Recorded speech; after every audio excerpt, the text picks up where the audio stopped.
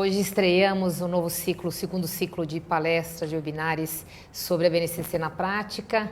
E hoje iniciamos o trabalho com o professor Mozar Neves. Muito obrigado pela sua presença, que muito nos orgulha estar aqui.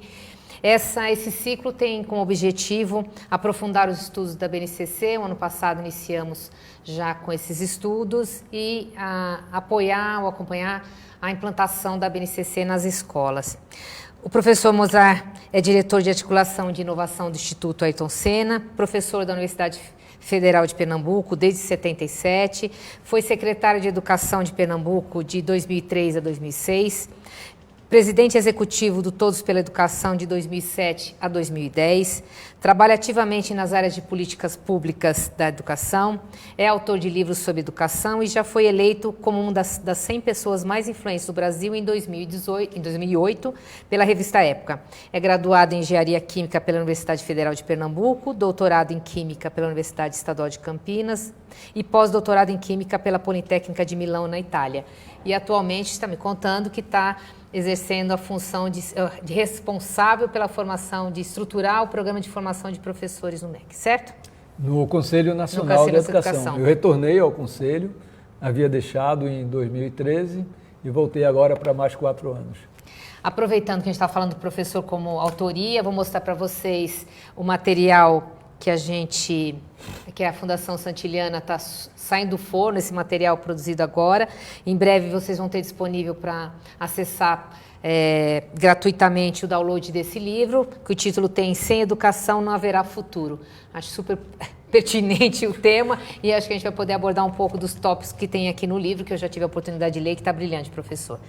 Para a gente começar a nossa conversa sobre o currículo escolar à luz da BNCC, pedir que você faça algumas considerações iniciais sobre esse tema. Bom, eu acho que, em primeiro lugar, parabenizar a Moderno, a Fundação Santiliana, por essa iniciativa. Eu acho que o Brasil está passando um momento muito importante, que é de como construir uma educação que dialogue com os desafios do século XXI, e já estamos no século XXI, como pensar a formação dos nossos professores para esse momento da educação brasileira. E, consequentemente, o ponto de partida, não é de chegada, é a BNCC, é o currículo. Consequentemente, o grande desafio que a gente tem agora é como ajudar as redes de ensino a implementar essa BNCC, os currículos, de tal maneira que a gente tenha um ponto de partida que traga esses desafios do século XXI para a escola. A escola, a gente tem ainda um olhar muito pelo retrovisor, mas a gente precisa botar a luz no farol para onde aponta as mudanças na educação no mundo, de tal maneira que a educação brasileira consiga ser protagonista nesse novo cenário. A gente, quando fala de currículo, a gente tem várias teorias, vários conceitos. Qual que você mais entende que responde à concepção de currículo, que mais se atende hoje à realidade? Bom, eu acho que o currículo ele tem que dialogar com o projeto político-pedagógico da escola. A BNCC traz naturalmente quais são as aprendizagens essenciais que todo aluno, seja de escola pública, particular, deva ter em todo o Brasil, em todas as regiões do país. O currículo, naturalmente, ele mostra qual é o norte, como implementar esses objetivos de aprendizagens. E, consequentemente, cabe às redes de ensino, com as suas autonomias, preservar essas aprendizagens essenciais, mas também trazer aquilo que é um diferencial do ponto de vista essenciais, é a base partida. Agora, o currículo traz aquilo que pode diferenciar na formação a partir desses objetos essenciais. Então, o currículo ele tem que ter um diálogo com o projeto pedagógico da escola, tem que estar dialogando com as realidades locais, sociais, culturais, para dar significado à educação. Você entende que a base nacional ela pode promover uma diminuição da desigualdade social? No meu entendimento, o Brasil avançou muito na qualidade do ensino nos anos iniciais, no que toca à aprendizagem escolar. Mas veja um detalhe interessante, mesmo naquela etapa da educação básica, que nós melhoramos, que são os anos iniciais, houve um aumento de desigualdade. Se a gente olha 2005, a diferença entre os alunos do quinto quintil, economicamente mais alto, com aquele do primeiro quintil, mais baixo socioeconomicamente falando, a diferença era de 20 pontos na escala Saeb, tanto em matemática como em língua portuguesa. Em 2013, 8 anos depois, ambos os quintis melhoraram, quer dizer, aquele aluno de mais baixa renda melhorou, só que aquele aluno de mais alta renda melhorou muito mais. Então, aquela diferença em termos de aprendizagem escolar, que era de 20 pontos, passou para 40 pontos na escala Saeb. A escala subiu, mas aumentou o degrau. Melhoramos aqui no primeiro quintil, mas no quinto quintil a melhora do ponto de vista de aprendizagem foi muito maior. Então, aquele gap que diferenciava o primeiro quintil do quinto quintil, socioeconomicamente falando, passou de 20 para 40 pontos. Então, a expectativa é que a base, trazendo aquilo que é essencial, porque um ponto que sempre dificultou do ponto de vista do desenvolvimento da formação do professor e, portanto, da aprendizagem escolar, porque todas as pesquisas mostram que a formação do professor, o professor, dentro das políticas públicas controladas pelos governos, né, é a qualidade do professor que faz a enorme diferença do ponto de vista da aprendizagem. Só que a gente precisa dizer ao professor aquilo que é essencial, pelo menos enquanto ponto de partida, para a aprendizagem escolar. Como a gente não tinha isso com clareza, né, naturalmente isso fazia com que o Brasil, de alguma maneira, não colocasse em prática aquilo que era essencial do ponto de vista da aprendizagem escolar. Isso se refletia muito também nas próprias avaliações internacionais. O Brasil está lá embaixo, na rabeira, por exemplo, no PISA, né, onde o Brasil ocupa a 65ª posição. E um dos pontos, quando a gente compara com os países que estão no topo, é que esses países conseguem com muita clareza dizer aquilo que é essencial, dizer aquilo que é ponto de partida, não é de chegada, mas aquilo que todos os alunos precisam saber. Consequentemente, isso ajuda na formação do professor nas universidades. Aí vem um outro debate, que certamente nós vamos tratar mais adiante, que é qual é o papel das universidades, que são as formadoras, né, dos professores, quem forma tanto a formação inicial como a formação continuada, não pode ficar a parte desse debate.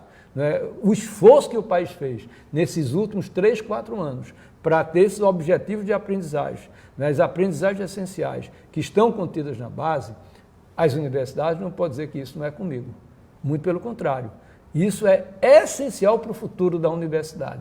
Porque se a gente olha, por exemplo, a meta 12 do Plano Nacional de Educação, que é de ampliar e chegar a 33% de alunos no ensino superior, do ponto de vista da taxa líquida, que é a de 18 a 24 anos, as universidades só vão conseguir, de fato, e olha que essa era a meta do Plano Nacional anterior, de 2010. Jogamos isso para 2024 e não vamos conseguir, porque estamos já praticamente estagnados em 18%. Se a gente olha nos últimos 3 anos, e olha que foram anos que pegaram o melhor do FIES, que era o aumento do acesso de jovens ao ensino superior. Em 2014, a gente teve quase 800 mil contratos novos. Agora a gente está com 170 mil. Veja quanto nós perdemos de FIES, que é exatamente o acesso que os jovens, principalmente de baixa renda, ao ensino superior.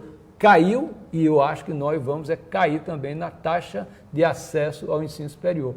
Então, a universidade dizer que isso não é problema, que isso deve estar, eu diria, na agenda prioritária. Portanto, trazer a base para dentro das licenciaturas, ver aquilo que é essencial para formar os nossos futuros professores, não é para depois não, é para agora, era para ontem. E as universidades precisam acordar para essa realidade, caso queiram ser protagonistas nesse novo cenário da educação brasileira.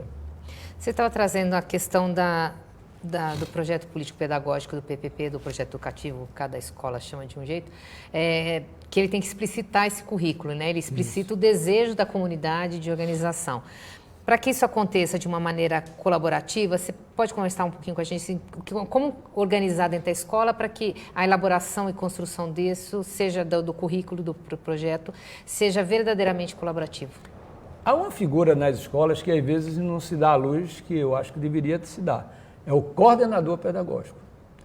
O diretor de uma escola, por tudo que eu aprendi ao longo desse período, dessa minha vida, ele tem um papel absolutamente importante, estratégico, como liderança. da gestão, de trazer exatamente todos os elementos e insumos necessários a uma boa gestão.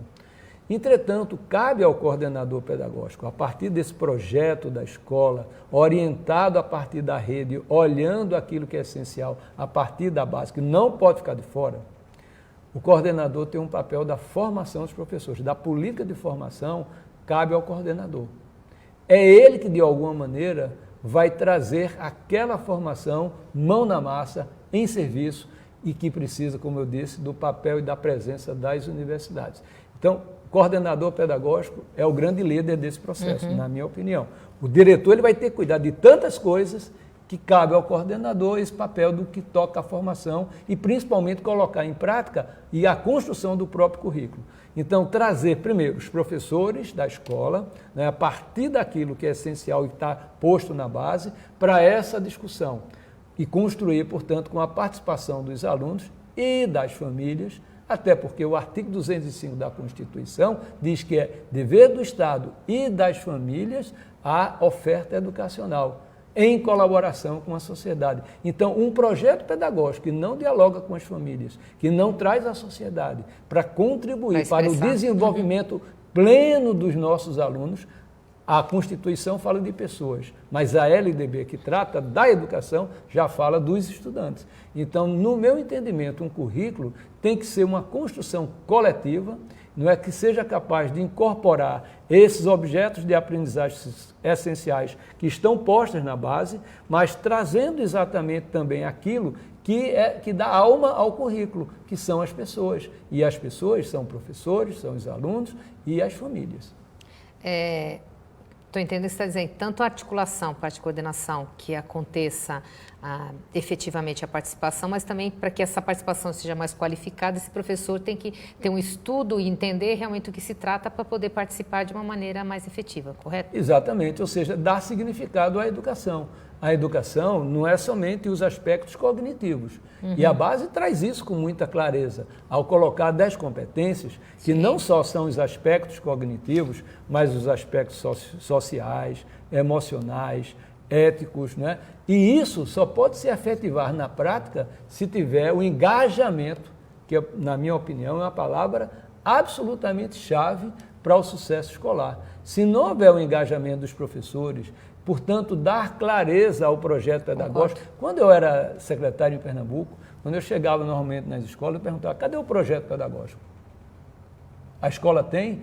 Um dos pontos que a escola precisa avançar é que esse projeto pedagógico não seja apenas algo burocrático, que fique lá guardadozinho no armário. E ele tem que dialogar com a base, tem que dialogar com o plano estadual de educação, tem que dialogar com esse plano nacional, tem que dialogar com todos os atores de alguma maneira que são estratégicos para fazer com que a educação tenha significado. E significado, para mim, significa o aluno aprendendo. Porque se o aluno não aprender, quando eu era professor, eu dizia para os meus alunos, não basta vocês dizerem que gostam das minhas aulas, mas se vocês não estiverem aprendendo, eu preciso repensar a maneira de trabalhar o processo ensino-aprendizagem no ambiente escolar.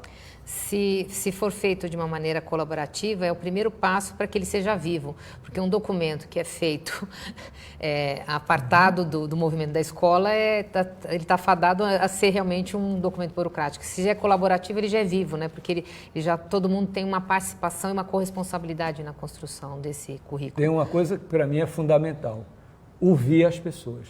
O que às vezes a escola e as redes de ensino ficam ali dentro das secretarias, tem os técnicos da área, estou falando aí bem mão na massa, mesmo pelo que eu vi e aprendi. Eu fui pró-reitor acadêmico da Federal de Pernambuco. E a primeira coisa que eu criei era o Fórum das Licenciaturas. Por quê? É ali onde tudo emerge da formação de professores. Aí muitas vezes dizem, mas tem professores que pensam tem que trazer todos. Ali é o ambiente em que a gente tem que ter a liberdade do pensamento, do como você imagina a formação, vamos discutir, vamos ter que chegar a um acordo, né? E vamos ter que ver como, de alguma maneira, no caso da universidade, vai formar os nossos professores, no âmbito das redes de ensino, não pode ficar dentro das secretarias, não é, onde os técnicos ligados à formação e ao currículo, de alguma maneira, fazem, mas isso tem que saber se comunicar, que é uma das competências que está muito forte na BNCC. A comunicação. Na época de hoje, você saber disseminar aquilo que é essencial para que, de alguma maneira, o DNA, né, da educação daquela rede chegue até as escolas, se ficar no âmbito das secretarias e só, às vezes, de alguma maneira, passar mensagens, não adianta. Portanto, eu acredito que pela própria capilaridade que a educação tem, esse é um grande diferencial em relação a outras áreas sociais. A educação tem uma enorme capilaridade e começa dentro das escolas e tem que chegar até as famílias. Vocês podem fazer perguntas, professores, a qualquer momento. Tem algumas que estão chegando aqui que eu vou tentar juntar um pouco. Tem uma pergunta aqui, por falar em coordenação pedagógica, tem um coordenador pedagógico, Dan Barreto, fazendo uma pergunta. Ele é da cidade de Nossa Senhora do Socorro, em Sergipe, e ele está falando um pouquinho da relação, que também depois tem uma resposta de Amélia Natalina, que fala da matriz de referências das avaliações externas, no caso aqui ele está perguntando do SAEB especificamente. Porque, obviamente, a gente está falando de... não tínhamos uma base de currículo, mas a gente tinha avaliações que mais ou menos desenhavam o currículo. Quem ditava, na verdade, o currículo eram dois grandes instrumentos. As avaliações e o livro didático. Né? Eu entendia sempre, quando eu ia nas escolas, tudo, o livro era o grande norteador, na minha opinião, do currículo escolar.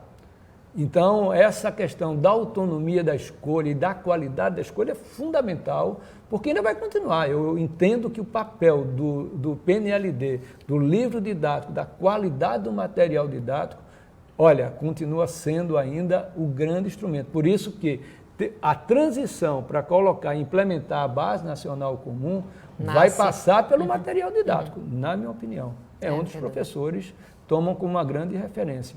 Agora, os dois professores estão colocando, a Amélia Natalina e o Dan Barreto, eles estão falando exatamente de que devem mudar essas matrizes, obviamente, para contemplar o que está na base. Ela pergunta, todas as matrizes serão construídas de acordo com a BNCC.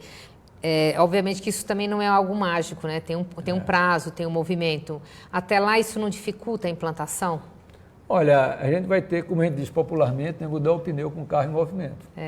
A gente vai ter que ter a tranquilidade, a transição para... Primeiro, a gente vai ter que formar professores, vai ter material didático. Isso já está previsto na própria linha do tempo futuro, do ponto de vista da implementação da base. Né? Então, vamos ter aí 2 anos, 3 anos, em que vai ser uma transição. Né? Porque não é só o material didático, não é só a avaliação. Para mim, a mudança maior e o desafio maior vai ser a cabeça do professor. Eu fui 36 anos professor da Universidade Federal de Pernambuco. Nunca deixei a sala de aula. Fui reitor, secretário, pró-reitor, mas sempre dei aula. E a coisa que eu percebia de maior dificuldade que a gente tinha quando ia implementar mudanças curriculares no âmbito da universidade era mudar a cabeça do professor. Porque todo professor, em geral, às vezes está naquela zona de conforto. A gente vai ter que sair da zona de conforto para o bem da educação brasileira, para o nosso bem. Então, o primeiro bem maior de qualquer país chama-se educação. E a educação passa pelo professor. E a gente tem que ter essa capacidade de reagir positivamente às mudanças.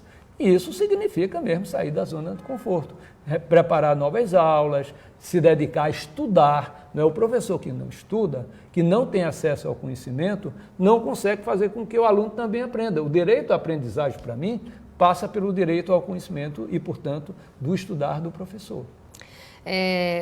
Não tenho dúvida disso, que passa por aí. Ontem, quando a gente estava tendo um webinar sobre educação inovadora, o César Nunes trouxe, porque ele é colaborador uma grande referência, né? De avaliações. Eu tenho uma grande admiração por ele. De avaliações do PISA, e ele até falou que já trabalha com resolução de problemas colaborativos e que logo vão incluir a criatividade, que é como você trouxe, as competências gerais da base, com um vislumbre desta educação integral, não de tempo integral, mas de forma integral. E isso, obviamente, não é que era alheio ao professor, mas avaliar e trabalhar de maneira estruturada no currículo as competências, principalmente as socioemocionais, isso não acontece em escolas. Vai ser um grande... dificuldade, é um grande desafio para a formação de professores? Porque, na prática, não é uma nova disciplina. Até alguns tentam trabalhar a partir de uma disciplina. Sim. Não é que isso não possa. Claro que pode. Mas não é mais Mas efetivo. É muito mais produtivo a gente repensar o processo ensino-aprendizagem, introduzindo essas novas competências. Portanto, no meu entendimento, o desafio está em como trabalhar a sala de aula a partir da pesquisação, do projeto de vida, e a partir disso você pode ter aprendizagens colaborativas, plataformas adaptativas, e a partir disso essas competências naturalmente aparecem. Então, a gente fez um trabalho muito interessante há 2, 3 anos atrás, em Chapecó, trabalhando criatividade e pensamento crítico. Né? Foi um trabalho maravilhoso, porque a gente levou essas competências para o ambiente escolar, trabalhando a realidade da sala de aula. E avaliando por rubricas, não foi? Exatamente. Ele realmente foi que fez todo esse desenho, né, o César, e nós levamos lá para Chapecó. Foi uma experiência inovadora, de certa maneira teve o acompanhamento da OCDE, que agora deve lançar o relatório desse trabalho lá em Chapecó, incluindo outros países também desenvolvendo criatividade e pensamento crítico.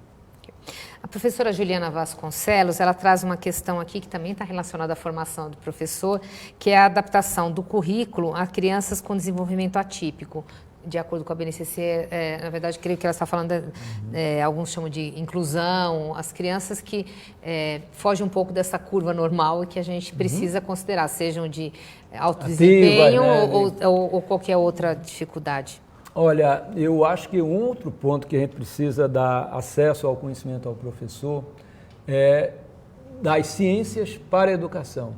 Né? Eu vou dar um exemplo dentro da minha casa. Éramos 3 irmãos, o mais novo, durante todo o início escolar dele, ele teve inúmeras dificuldades. Meu pai era médico e ele, toda vez que chegava o boletim, ele vinha com as notas vermelhas e dizia: eu estudo tanto quanto Mozaire Bruno, eu e meu outro irmão.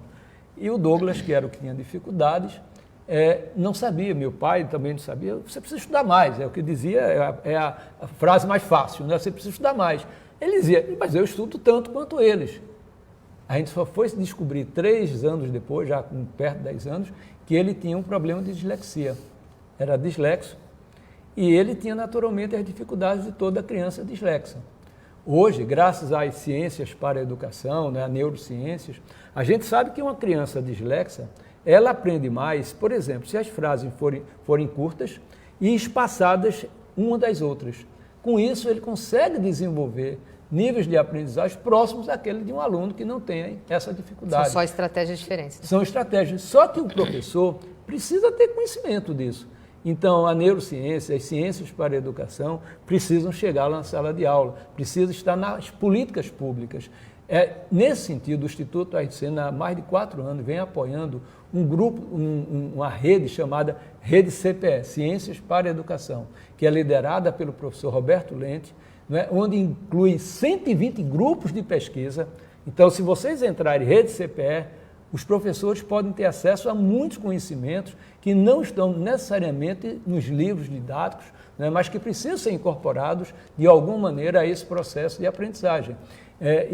Por exemplo, a questão da rede CPE traz, por exemplo, outras questões como o sono. Quando a gente está estudando, aprendendo, tendo informações, a gente não leva para o estacionamento definitivo do cérebro. Fica armazenado um lugar do cérebro que é transitório, parcial. Você só leva para o local final quando você dorme. Então, quando você dorme bem e dorme próximo daquele evento que você teve aquela informação, as informações são levadas para o local do cérebro definitivo com mais qualidade. Consequentemente, a aprendizagem depende também da qualidade do sono. Então, são essas coisas que a década de 90, que é chamada a década do cérebro, trouxe muitas informações que antes a gente não sabia. Por exemplo, esse meu irmão, apesar de meu pai ser médico, ele teve, de certa maneira, um enorme fracasso escolar, porque a gente não teve acesso nem em casa, nem na escola. Mas hoje a gente pode saber. Neuroeducação traz subsídios bastante interessantes para o professor poder desenvolver. Exatamente. Tem estudos bacanas.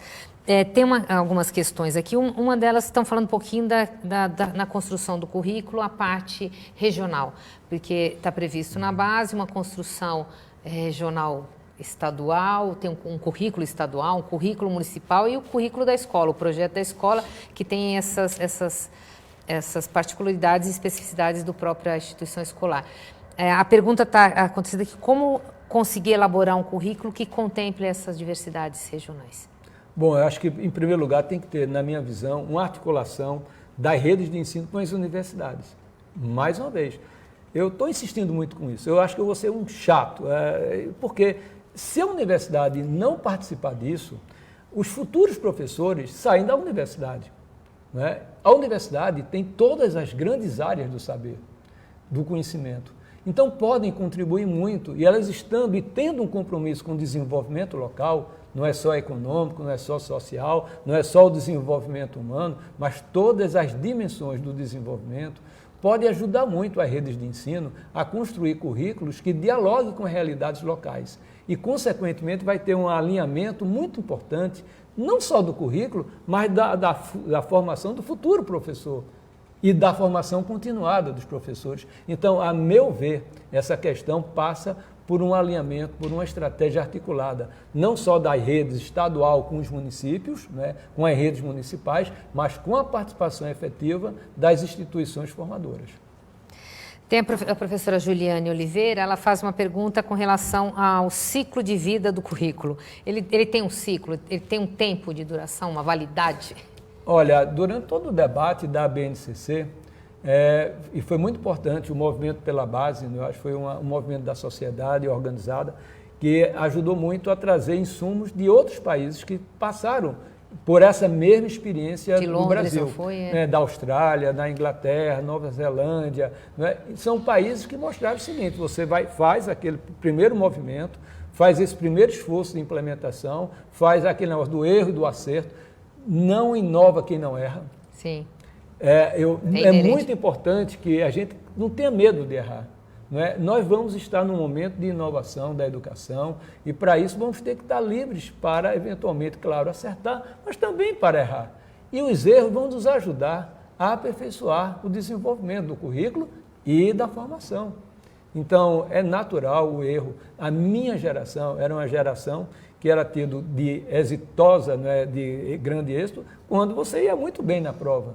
Eu aprendi com um nosso técnico lá do Instituto, o Amaral, um jovem brilhante, né, da área de inovação, que ele disse uma vez para mim, olha, Mozart, vocês estão querendo sempre que a gente acerte em tudo. Eu não vou conseguir inovar se eu tiver que acertar sempre.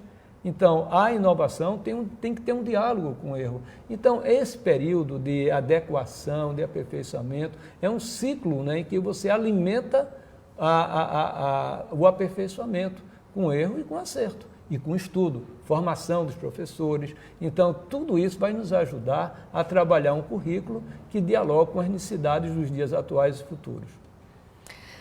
Tem duas perguntas que eu vou tentar juntar da professora Kátia Pereira Duarte, que ela fala quais são os pressupostos da BNCC para a educação integral, e a professora Kátia Camargo, que fala de que forma implantar na prática a BNCC em escolas tradicionais. Acho que as duas têm relação, porque a proposta da educação integral é que talvez resvale na educação mais tradicional. Exatamente. Eu acho que a resposta está no artigo 205 da Constituição.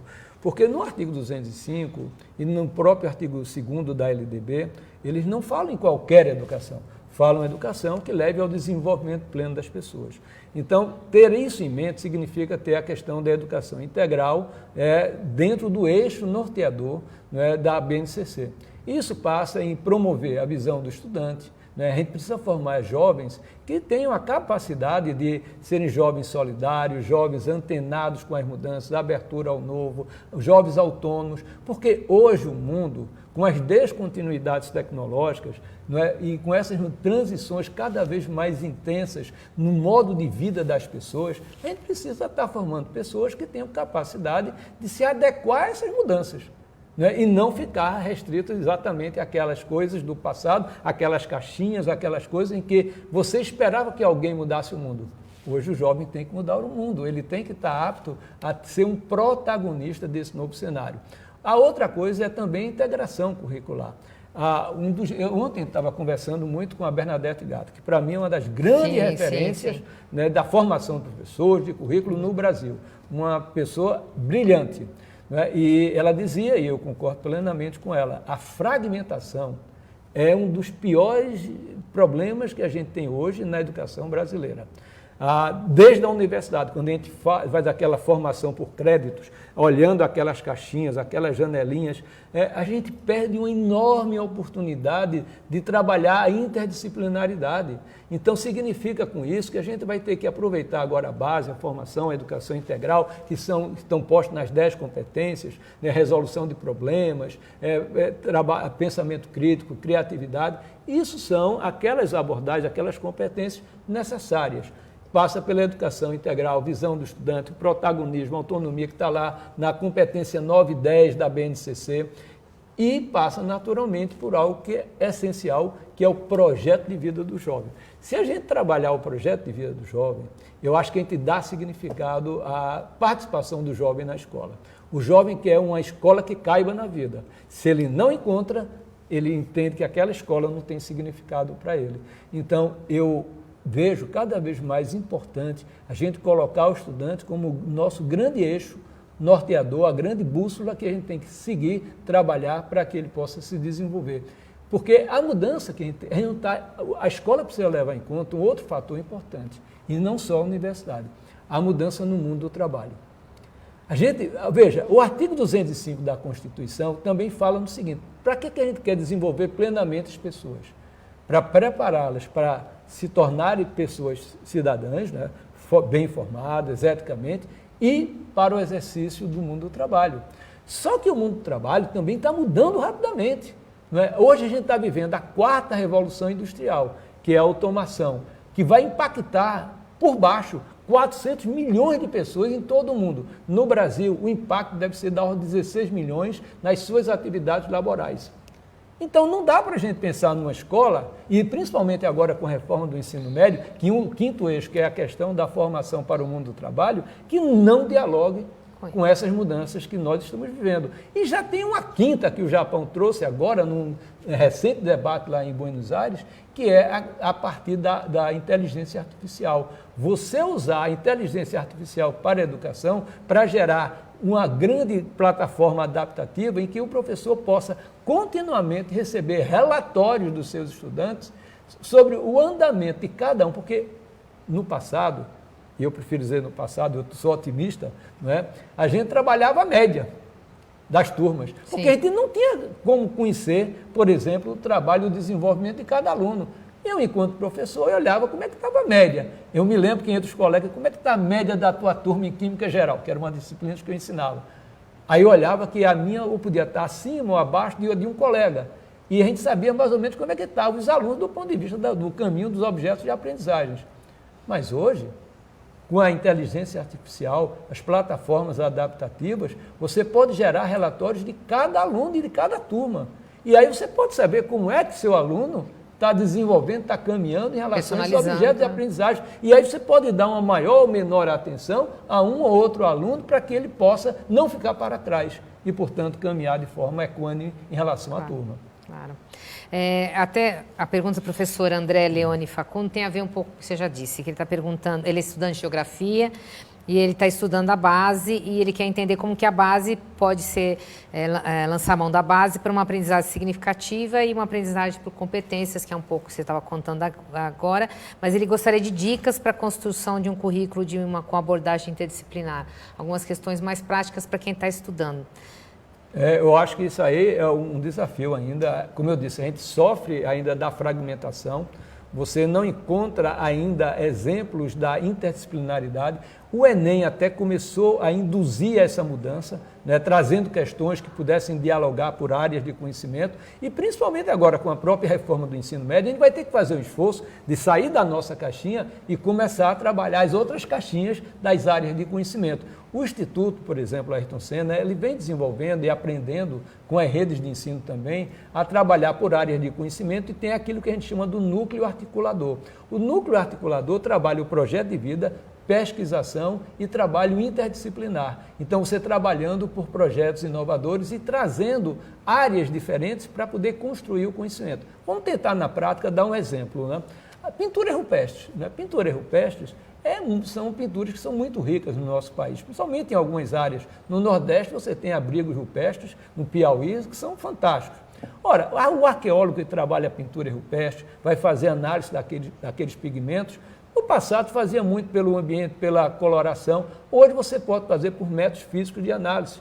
Então, o químico pode fazer esse trabalho, mas o arqueólogo, aquele estudante talvez de história que está interessado nessa área, ele pode e deve naturalmente ter a oportunidade do conhecimento a partir desses métodos físicos de análise e, portanto, começar a integrar esses conhecimentos. Outros exemplos que a gente pode ter. Quando a gente faz hoje, uma das áreas mais fortes da produção científica é a área de novos medicamentos. É uma das áreas estratégicas do país. Como é que você produz hoje um medicamento? Você produz um medicamento fazendo o design da molécula. Depois você manda para o químico sintético. Depois vai para o farmacêutico fazer as análises preliminares farmacológicas. Depois vai lá para a área médica de saúde, propriamente dita, para ver o aspecto clínico e, portanto, testes em gente. Para você formar pessoas nisso aí, você tem que começar a quebrar as caixinhas. Então, não dá para você estar estudando design de moléculas e farmacêuticos que não dialogam com o químico, que não dialogam com a área da saúde. Então, a universidade, mais uma vez, tem que ter esse papel protagonista, de quebrar, ter a coragem de quebrar aquelas caixinhas fragmentadas que terminam repercutindo lá na educação básica. Então, a gente precisa trabalhar por projetos, trabalhar por ideias inovadoras, que pense fora da caixa e traga a partir de problemas reais a solução interdisciplinar. Vamos dar outro exemplo? Por que uma folha no outono, a gente está chegando aí no outono, cai? Porque a temperatura cai, elas perdem a coloração verde, vai para a coloração amarela. Então, ali é uma reação química. Então, você pode estudar geografia química a partir de um fenômeno da natureza. Então, dar significado ao conhecimento significa você pensar não pela sua caixinha, mas ser capaz de entender de uma visão sistêmica e, para isso, vai precisar do seu colega das diferentes áreas do conhecimento. Consequentemente, se você quer ter uma rede de ensino que seja capaz de pensar numa visão sistêmica interdisciplinar, você vai ter que ter aqueles 30% da hora do professor para ajudar os professores das diferentes áreas do conhecimento sentarem numa mesa, discutir estratégias de conhecimento, integrar os seus saberes para que aquilo ali chegue na sala de aula. Tem duas perguntas que aí vai cair sob medida que você está falando agora um pouquinho. A articulação, a professora Edinara Conceição está falando sobre como pode ocorrer a articulação entre a universidade e a escola da educação básica. E tem uma outra pergunta também que está falando sobre...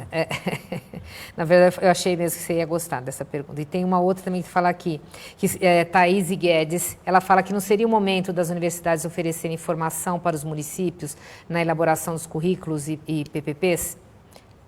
Bom, são duas perguntas que são ótimas, né? Aliás, as perguntas eu estou adorando, são perguntas que fazem parte do meu cotidiano, do meu imaginário, do meu esforço que eu estou tentando fazer para ajudar a mudar a educação do nosso país, principalmente agora que retornei ao Conselho Nacional de Educação e eu vou ser o relator da formação de professores para a BNCC. Então, ouvir isso dos nossos professores, dos nossos educadores, para mim isso soa como música, né? Então, a primeira pergunta... Eu escrevi há um tempo sobre como trazer a universidade para os municípios, para os estados, né, para as redes de ensino. A universidade hoje, infelizmente, quando se pensa na formação das licenciaturas, o que é que você tem na prática? É um bacharelado disfarçado com algumas disciplinas da Faculdade de Educação. Vamos ser honestos. Quando eu dei aula durante 15 anos, dei 36 anos e 15 anos dedicado às licenciaturas. Portanto, eu não estou dizendo que eu li em algum livro, não. Isso eu vi na prática durante 15 anos, pelo menos. O que é que meus alunos diziam? Professor, eu converso com o meu colega de bacharelado. Praticamente o que o senhor dá para mim é o que ele está tendo de um bacharelado. Qual é a diferença entre o bacharelado e a licenciatura? Porque a cultura do professor da licenciatura específica é normalmente trazer aquele conteúdo do bacharelado para a licenciatura, quando ele deveria ter olhar para responder a seguinte pergunta: o que um aluno de licenciatura precisa saber para ser um bom professor na educação básica? Essa era a pergunta que ele deveria responder. O professor da universidade que ensina na licenciatura. O que ele procura responder? O que ele tem que ser para ser um bom pesquisador, para fazer mestrado e doutorado? É isso que, infelizmente, está na ótica e na cabeça do professor que ensina na licenciatura. E as disciplinas das faculdades de educação deveriam estar muito mais articuladas com as licenciaturas. Mas a gente não diz isso, não tem coragem de colocar isso, mas eu vou dizer, há um grande problema que é o desafio que a gente tem de alinhar os centros de educação, as faculdades de educação, com as licenciaturas diversas. Tem uma guerra que não aparece explicitamente, mas que não há um diálogo entre esses dois setores que seriam absolutamente importantes para que a gente pudesse dar significado às disciplinas da pedagogia. Quais? Prática de ensino, didática. Isso deveria estar dialogando com as disciplinas das licenciaturas diversas, mas não se conversam. E os alunos reclamavam para mim, porque agora eu me aposentei, tem 3 anos, eles diziam para mim, Mozart, eu vou lá aprender prática de ensino, me dão um livro para eu ler. Ora, em que momento alguém vai me ensinar a ser um professor lá no chão de escola? Aí eu perguntava, disse, olha, eu faço o que eu fiz, eu me inspirei em um professor, e é assim que hoje ainda nós, de alguma maneira, formamos nossos alunos para serem futuros professores. Eles terminam se inspirando em algum professor inspirador. Eu tive um, certo, ou 2, tem aqueles que a gente até imita na maneira de falar. Sim. Né? Meu grande mestre, minha grande referência era o professor Câmara Lima de Física. Eu, na verdade, fui formado em Química, mas minha formação, meu sonho sempre foi Física. E Câmara Lima foi meu grande inspirador. Eu imitava ele dando aula, imitava a lousa dele, imitava a maneira como ele fazia quando eu comecei a dar as primeiras aulas. E foi com ele que eu parti. Claro, depois eu fui tendo a minha própria identidade dentro do processo de ensino-aprendizagem, quando a gente deveria estar criando espaços de inovação, de pensar diferente, fora da caixa, mas a gente não consegue juntar as licenciaturas diversas com a pedagogia. E, ao mesmo tempo, a gente precisaria trazer o professor, e isso eu vou botar na minha relatoria, não sei se eu vou conseguir, porque é um colegiado, o CNE, é trazer uma figura nova para dentro das licenciaturas. É o que eu estou chamando do professor ponte. O que é esse professor ponte? Quantos professores nota 10 a gente tem na educação básica? Por que esses professores não estão dando aula nas licenciaturas, levando o cheirinho da escola para os futuros professores? A maioria dos professores que dão aula na universidade nunca entraram na escola pública, não sabem nem o que é uma escola pública, nem como funciona. E aí eles podem dizer, mas será que eu preciso? Ou deveriam, pelo menos. Você já imaginou um médico que está sendo formado numa faculdade de medicina que não passou por um hospital de clínicas? Estou entendendo que você é a favor da residência do professor, Super, né? A favor, mas não uma residência... Aí eu tenho meus, digamos, minha referência do que deve ser uma residência. Eu posso falar daqui a pouco. Mas trazer esse professor ponte é uma das ideias que eu tenho. Eu tenho, dentro da relatoria, um conjunto de 4 grandes grupos de professores. Aqueles que são poucos, minoria, infelizmente, dentro das universidades, que querem se dedicar à educação básica. Aqueles que são pesquisadores, que querem dar sua contribuição, mas o foco deles está lá na pós-graduação.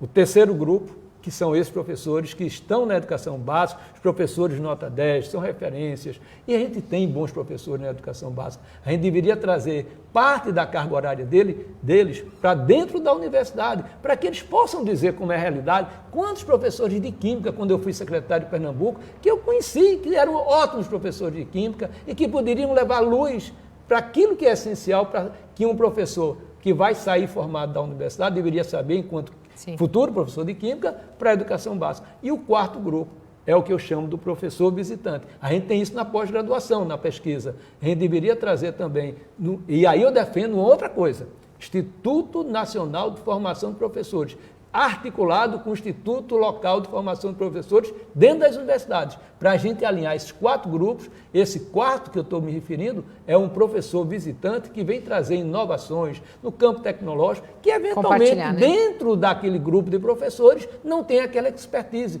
Não é assim que a gente faz na pesquisa. Como eu disse, eu fui pesquisador, publiquei muito na minha vida e eu trouxe várias vezes professores pesquisadores pelo CNPq ou pela CAPES para me ajudar na minha pesquisa. Eu fiz, por exemplo, eu falei de novos medicamentos, foi uma área que eu trabalhei. Então, tinha uma parte que eu não sabia desenvolver, que era a parte farmacológica. Então, eu convidava alguém de uma outra universidade brasileira ou estrangeira para passar um ano trabalhando comigo no meu grupo, para ele trazer aquele conhecimento. Então, a gente tem que fazer a mesma coisa também na educação básica. Agora, a segunda pergunta é que eu terminei ficando muito na primeira. Que era a articulação entre a universidade e a escola, depois a segunda professora é como a aproximação das universidades na formação dos municípios, fazer na formação eu acho de que, elaboração. De certa maneira, varreu as duas, né? Eu até achei que as duas esbarravam, por isso que eu pus elas juntas. Muito bem, Solange. E tem uma pergunta aqui da professora Poli Lima, que era Poli Lima Oliveira. Qual a principal diferença entre PCNs, os parâmetros e a base? Olha, eu acho que os parâmetros curriculares foi um belíssimo trabalho que foi feito. O Brasil poderia ter avançado muito mais na educação. As descontinuidades em função das mudanças políticas de governo têm atrasado muito no campo da educação por aquela capilaridade que eu me referi logo no início. Os parâmetros curriculares, um belíssimo trabalho que foi feito. Aí houve mudança do governo, ficou no papel, nas caixas, lamentavelmente, não chegou ao chão da escola. Depois a gente vê as DCNs, as diretrizes curriculares. O próprio Conselho Nacional estava lá e se debruçou para fazer as DCNs das diferentes etapas da educação básica e da própria educação básica, né? E agora a gente tem a base. Eu acho que a base ele tem sim uma coisa um pouco mais diferenciada, e aí tem um aspecto fundamental, que foi uma construção mais coletiva.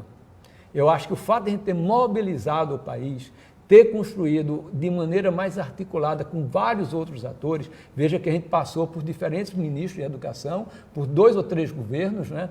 E a gente está conseguindo manter a base, porque houve uma construção mais coletiva, não foi de um governo. Eu acho que os parâmetros curriculares tiveram a cara de um governo, e isso, de certa maneira, perde quando há mudanças dentro do país, infelizmente. O coordenador que já fez uma pergunta, ele está até continuando a pergunta aqui, o Dan Barreto. Ele fala que ele está relacionando ao livro didático, que você até comentou que o que baliza um pouco o currículo é esse livro didático. Ele está questionando os livros didáticos quando forem escolhidos, porque eu entendo aqui que ele está falando do Programa Nacional do Livro Didático, de PNLD, de uma escola pública, porque há uma defasagem, porque os livros chegam de acordo com o programa, e ainda tem livros que não são. Na escola particular, a gente já tem os livros reformulados de acordo com a organização, na verdade, dos objetos de conhecimento e das propostas de atividades pautadas na base, mas na escola pública a gente não tem que estar aguardando. Então, ele pergunta, quando foram escolhidos, a BNCC estava na segunda versão. O fato é que a terceira versão aconteceu depois da escolha oficial e os livros já chegaram supostamente defasados quando se observa as habilidades. Precisaremos esperar o quadriênio vigente para só depois os livros virem com a qualidade da versão homologada? Não, eu não posso concordar contigo, porque, como é o nome do professor? Dan Barreto. Dan Barreto. Dan, eu não concordo, porque é o seguinte, na verdade, o próprio material didático, as próprias editoras, todos estavam muito preocupados ainda nos objetos de aprendizagem, estava se discutindo muito com os especialistas da área de currículo. Então, eu acho que agora é que, na verdade, estão chegando com essa nova perspectiva posta na BNCC, inclusive de como trabalhar lá no chão de escola essas competências que nós já nos referimos anteriormente. A professora Rosângela do Nascimento está falando de complementação pedagógica, se isso vai ser um entrave para um bom professor. Em que sentido da complementação? Na formação de complementação pedagógica. Eu digo para aquele professor que não é, digamos, de uma determinada, digamos, é um engenheiro que pode saber bastante matemática, mas uma coisa é saber ensinar matemática, né? Tem um fato, Rosângela, né? Rosângela, eu vou te contar uma coisa. Olha que eu sou professor, fiz licenciatura em Física e fiz Engenharia Química. Um dia eu fui tentar ensinar a minha filha a raiz quadrada. Porque vi o desespero dela, a gente não deve fazer isso, a gente deve levar para que ela vá ao professor, que é o correto, para ver se ela realmente tem a condição de aprendizagem. Mas ela estava nesse dia, realmente, nos limites. Aí eu, sensibilizado por ela, fui ensinar raiz quadrada. E ela é meio branquinha, foi ficando cada vez mais vermelhinha. Aí eu disse, o que é que está vendo? Você está me ensinando tudo diferente do meu professor. O pouco que eu sabia, eu desaprendi com você agora. O que é que eu quero dizer com isso? Eu uso esse meu exemplo, porque às vezes você pode saber como fazer uma determinada técnica, no caso, de como ensinar uma raiz quadrada. A outra é como ensinar. E como dialogar com o projeto didático da escola, com o professor, com a maneira como ele está ensinando. E eu fui tentar fazer, saiu o enredo saiu pior do que o soneto. O que eu quero dizer é o seguinte, às vezes um professor, o Brasil precisa de matemáticos, eu sou formado em engenharia, Mas eu fiz a licenciatura e aprendi didática, prática de ensino, mas eu aprendi mesmo, foi na garagem da minha casa dando aula para os meus colegas de bairro e com o meu professor Câmara Lima, que lamentavelmente já naquela época a gente também não tinha muito a prática do ensino nem a didática lá nos centros de formação, infelizmente. Então a formação complementar ela é muito importante porque ajuda a balizar, a complementar uma visão desse profissional que pode ter o domínio, às vezes, do conteúdo da matemática, mas precisa saber como transferir esse conhecimento para o aluno. E, às vezes, a gente vê, mesmo professores que tiveram essa complementação, isso requer uma complementação adicional, porque, às vezes, você vê pessoas brilhantes, mas que têm dificuldades de como passar esse conhecimento para o aluno. Isso requer um esforço adicional, né? Um olhar a esse professor de como ajudá-lo, né, no processo de ensino-aprendizagem no cotidiano da sala de aula. Então, essa complementação pedagógica é muito importante para que ele possa montar o seu plano de aula, para que ele possa saber como ajudar os seus alunos, como acompanhar, como preparar provas, exames, que possam, de alguma maneira, ajudá-lo a compreender se, de fato, os seus alunos estão aprendendo. Qual é a relação entre aquilo que você ensina na sala de aula e aquilo que você espera que seus alunos aprendam. Isso é um processo muito importante no desenvolvimento das pessoas. Em agosto, a gente vai ter uma live específica sobre avaliação, porque tem uma série de perguntas aqui, entendo que é uma preocupação bastante legítima com relação à avaliação. Ela não é um fim, mas ela é importante dentro do currículo. Mas eu queria que você contasse um pouquinho, porque até você tem uma experiência já de avaliação por competências no Instituto Ayrton Senna, que trabalha com avaliação, inclusive, de competências socioemocionais, que é bastante diferenciado. Tem a Escola Chico Anísio, no Rio de Janeiro, que é num trabalho do Instituto Ayrton Senna. Então, contar um pouquinho para a gente, assim, a sua visão dessa avaliação, de avaliação de competências e de formação integral, para a gente tentar responder um pouquinho aqui dessas perguntas. Tem uma professora que fala especificamente de indicadores de desempenho, de projetos interdisciplinares, porque é uma nova forma também de observar, avaliar e ter indicadores de resultados. Eu acho que a gente vai ter aí, Solange, um grande desafio, que é, se você perguntar, e o Enem, não é? Como será o Enem a partir da base? Eu não sei lhe responder. E é a pergunta cuja resposta vale $1 milhão, como a gente brinca lá no próprio CNE. Porque se você está com uma nova concepção que vai exigir uma nova formação do professor, novos objetos de aprendizagem, esses objetos de aprendizagem vão ter que dialogar com novas competências. E isso não é invenção, não. Para você ter uma ideia, e vou já chegar lá na pergunta, mas só para ilustrar a importância dessa pergunta, grandes companhias mundiais que empregavam antes pessoas pelo diploma, hoje não estão mais em determinados setores dessas companhias, tipo Bank of America, né, a Apple, a Microsoft, não estão mais querendo o diploma, não. Eles estão querendo competências das pessoas. Vou dar outro exemplo que, na minha época, quando eu era pró-reitor acadêmico, o curso de informática da Federal de Pernambuco é uma das referências. A gente tem lá o Porto Digital, o César, que é uma referência. Os melhores caras estão lá. O Silvio Vieira, que é um ícone, né, nessa área. Mas eu fui ver, tinha 20% de evasão. Isso não pode ser. Esses números estão errados. Aí eu me debrucei e era verdade. Aí eu fui ao coordenador, perguntei do curso, 20% de evasão, um curso que é procuradíssimo.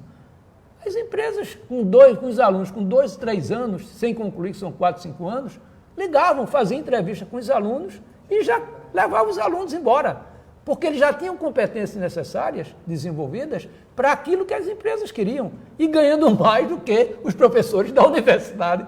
Então, é um ambiente em que a formação continuada, isso é um fenômeno que, em algumas áreas, é bastante crítica. E o que eles estão fazendo para reagir a essa situação?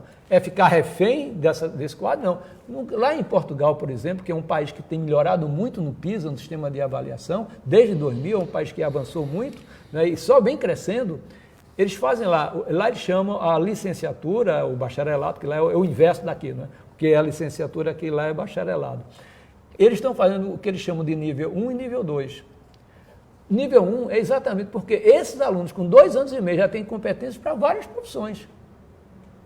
E se ele quiser voltar, ele volta e só faz a complementação para chegar ao nível 2. Então, a gente vai ter que pensar nos currículos, já que o norte hoje da nossa conversa é o currículo, que possa promover essa formação mais continuada. A gente, às vezes, fica pensando em mais horas, em mais tempo, quando a gente tem que pensar numa estratégia de formação continuada. Então, quando a gente está falando sobre isso, é porque tem novas competências hoje que as empresas, companhias mundiais estão buscando.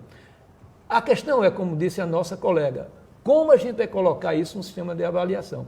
O Instituto Ayrton Senna fez agora o SENA, até o nome coincidiu, né, com o nosso campeão, um instrumento que avalia as habilidades socioemocionais. A OCDE reconheceu isso no Instituto, né, assinou um termo de cooperação e está convidando o Instituto a participar de um sistema que também é novo mundial, de como avaliar essas competências. E nós tínhamos firmado com a então presidente do INEP, a Maria Inês Fini, de como levar essa experiência do Instituto para o próprio Enem, para a Prova Brasil. Mas aí houve a mudança agora, né, do governo, então o atual presidente do INEP ainda está tomando um pouco do cenário. A gente espera continuar para que, de alguma maneira, o Instituto e outras instituições que tenham também a experiência possam trazer essa contribuição para incorporar no processo de avaliação, que a gente não fique apenas nos aspectos meramente cognitivos. Tem um estudo de um pesquisador chamado Barrington, e ele fez em 2006, ele fez uma pergunta: quais são as habilidades e competências que mais irão crescer nos próximos 5 anos? Portanto, ele fez em 2006, esperando 2011, a gente está em 2019 já, né? E que vai ter impacto na empregabilidade dos jovens. Aí você vê com grande impacto, pensamento crítico, criatividade, resolução de problemas, essas competências que estão lá na base. Aí vem mais lá embaixo, em barras muito menores, ciências, linguagens, matemática, língua estrangeira. Cuidado! Quando ele está dizendo isso, ele não está dizendo que isso não é importante, não. Isso, no passado, na minha época, era ponto de chegada. Agora é ponto de partida. Ou seja, saber bem matemática, língua estrangeira, a língua materna, isso não é mais o diferencial. Meu amigo, isso é o ponto de partida. Ali você tem que saber bem, muito bem. A partir disso vai ser o diferencial. O diferencial vai ser pelos aspectos comportamentais, os aspectos que você vai desenvolver essas habilidades. Hoje não adianta mais ter aquele gêniozinho que é muito bom, sabe tudo e que trabalha sozinho. O mundo hoje vai ter que ser um trabalho de equipe, um trabalho coletivo. Os problemas são complexos e exigem soluções simples, porque elas precisam ter escala. Então não adianta ter uma solução complexa que eu não consigo escalar, claro, que é muito cara. Então, para isso, eu vou ter que trabalhar em times. Então, requer, portanto, uma mudança no currículo, acho que a gente fez, já o dever de casa, precisa implementar e, para isso, precisa formar os professores com essa nova capacidade de pensar fora dos aspectos meramente cognitivos, que eles são ainda absolutamente importantes, mas são ponto de partida, e saber se de fato os alunos estão desenvolvendo essas habilidades, a gente tem que mudar lá também na avaliação, para saber se a base de partida, a formação, que é currículo, formação e avaliação, para ver se de fato o aluno está desenvolvendo aquilo que se espera dele. Aí tem tudo a ver com a pergunta da professora Thaís, que ela fala sobre os prazos de implantação. Então, se esses prazos que foram dados de implantação para fundamental, para ensino, se eles não são curtos. Olha, Thaís, né? Thaís, essa é a gente não pode negar que isso é uma preocupação. E a gente está preocupado, o próprio Conselho Nacional de Educação, por conta da própria situação atual do Ministério da Educação. A gente está praticamente completando 100 dias e até agora o Ministério não teve nem sequer paz para trabalhar. Vamos ser honestos, né?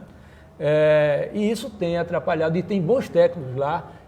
A gente teve a semana que passou uma visita de técnicos do Ministério, gente jovem, com enorme potencial, tudo pronto para colocar essas implementações, tudo muito bem organizado.